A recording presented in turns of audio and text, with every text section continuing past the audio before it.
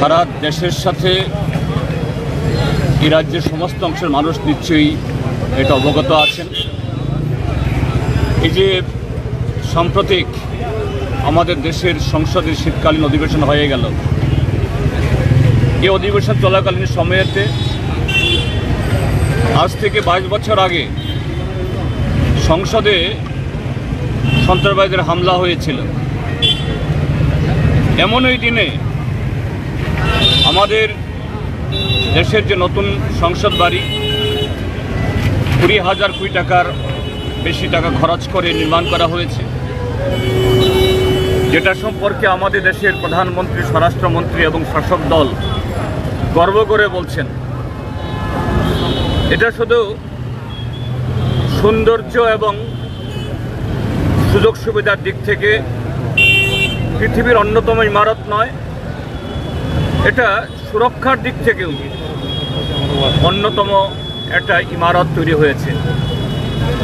আর সেই ইমারতেই, অর্থাৎ সেই সংসদ ভবনেই, এই যে সংসদ ভবন আক্রান্ত হওয়ার 22 বছরের একই দিনে দুজন যুবক, একজন বিজেপি সাংসদের তার সুপারিশ বলে সেই সংসদ ভবনে ঢুকে লাফ দিয়ে লোকসভার যে ভেতরে কক্ষের ভেতর নেমে সেখানে হলুদ রং ছড়িয়েছেন। এই যে ঘটনা, এটা আগামী দিন যে ভারতীয় সংসদের বা সাংসদদের, প্রধানমন্ত্রী থেকে শুরু করে সকল অংশে নিরাপত্তার জন্য যে একটা বিরাট ত্রুটি, এটা প্রমাণ করল। এটা নিয়ে যাতে প্রধানমন্ত্রী এবং স্বরাষ্ট্রমন্ত্রী বা যে কেউ তারা সংসদের উভয় কক্ষে বিবৃতি দেন, এটা নিয়ে বিরোধীরা দাবি উত্থাপন করছিলেন। আর সেই ঠুনকো অপরাধে, এই দাবি উঠানোর অপরাধে অজুহাতে 146 জন সাংসদকে সেখানে গোটা অধিবেশনের জন্য বহিষ্কার করে দেওয়া হয়েছে।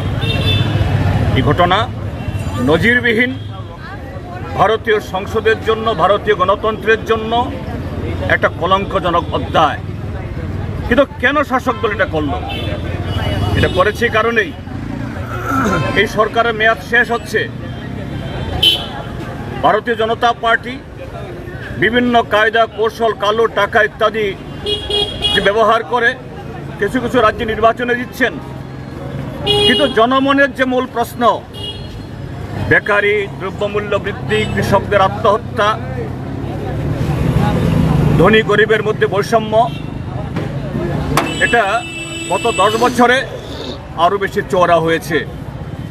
বিরোধীরা সেই প্রশ্ন তুলবেন, কাজেই সেই মুখ বন্ধ করার জন্য এইভাবে একটা অজুহাতকে ভিত্তি করে, হাতিয়ার করে এই ঘটনা সেখানে ঘটালো।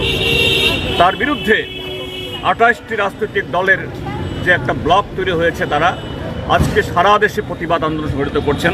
আমরা বামফ্রন্টের 4টি দল এবং সিপিআইএমএল 5টি রাজনৈতিক এই বামপন্থী দল আজকে এটা সংগঠিত করেছি। আমরা আহ্বান জানিয়েছিলাম এবং এই অন্য দলের তরফ থেকে আমাদের সাথে যোগাযোগ করা হয়েছিল, বিশেষ করে জাতীয় কংগ্রেস। তারা অনুরোধ করেছিলেন যে বিকালবেলা আজকে একসাথে এই কর্মসূচি করার জন্য, কিন্তু বিকালবেলা আমাদের পার্টি রাজ্য কমিটির সভা আরও 2 সপ্তাহ আগে থেকে ডাকা আছে। এই কারণে আমরা আমাদের এই প্রোগ্রামটা আমরা পিছুতে পারিনি। আর কংগ্রেসের তরফ থেকেও তাদের একজন সর্বভারতীয় নেতা আজকে বিকালবেলা আসছেন, কাজে তাকে বাদ দিয়ে তারা করতে চাইছেন না, তো তারাও করবেন।